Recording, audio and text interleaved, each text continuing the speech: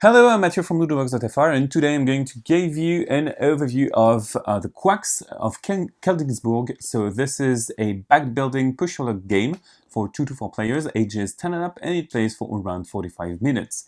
So this is a game about building potions. You're going to brew potions by throwing ingredients in your cauldron, and some of the ingredients that you're going to throw in your cauldron are going to make it explode.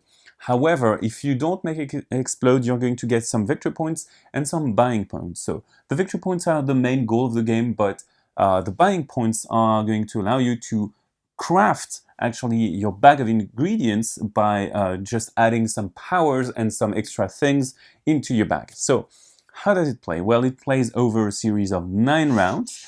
You're going to play those, and each round is made of a few steps. The first step of a round is simply to draw an event card from the deck and to resolve it. This event might help the last player or change the scoring. You're going to see when you reveal one. Once the event is resolved, if it needs to be resolved, you're going to draw ingredients from your bag, and every player is going to do so at the same time without necessarily checking what happens.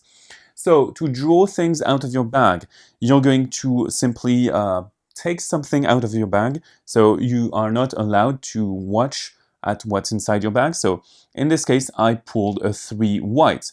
What does it mean? Well, white has a power. It has the power to make your cauldron explode if you have too much of it, if you have more than 7 white. And the 3 is going to indicate the number of spaces you have to move. So for example, I am there, I start from the drop, 1, 2, 3, and then I'm going to draw another one. So let's imagine this one, 1, 2, and then I can continue. 1 for this one, 1 for this one, and finally 1 for the last one. So I'm going to stop there because I think this is enough. So in this case, I would stop. Why? Because I fear that I would draw the 2 and get above the explosion point. If I do, I'm going to get hurt, so I don't want to do that, and I'm going to stop. So once all the players have stopped, either willingly or unwillingly because their cauldron has exploded, well, we are going to move on and to resolve this banner. So first, we are going to look at the next space. So this is the space we are going to score.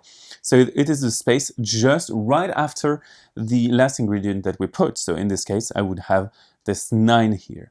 So the highest space of the cauldron that hasn't exploded is going to give this dice to the player who has it. So for example, if I am the first one and I haven't exploded, I'm going to roll the dice, get some things, a new pumpkin, or victory points, or ruby, or whatever. Then we are going to check if we have one of those, so butterflies, spiders, or ghost breaths. So these are going to give you special powers. So for example, the spider, when it is last or second to last, it's going to give you a ruby, which is very good because it can give you some leeway.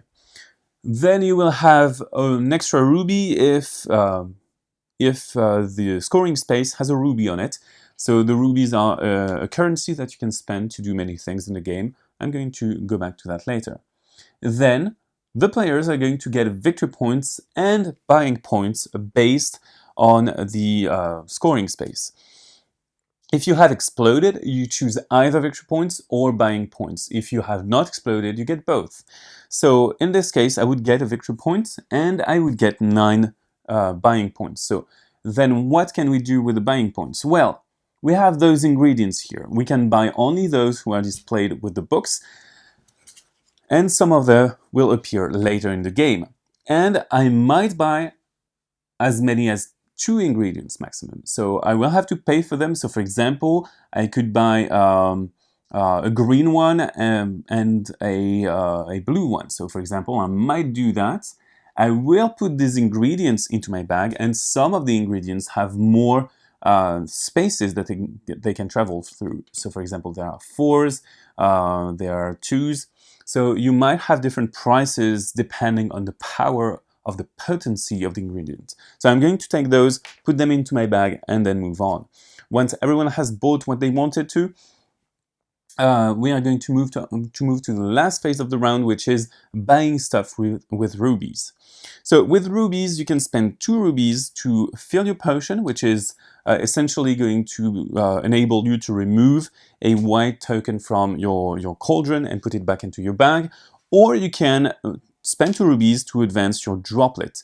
This droplet token is going to increase the potency of your potion for the rest of the game, because you start placing your tokens, your ingredient tokens, from your droplet and not from the center of your cauldron. So this would mean that if I advanced my droplet a lot of time, I would be able to start very far into that track.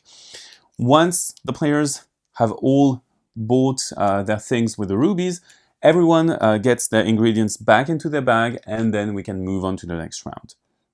So over the course of the next rounds, we have different events.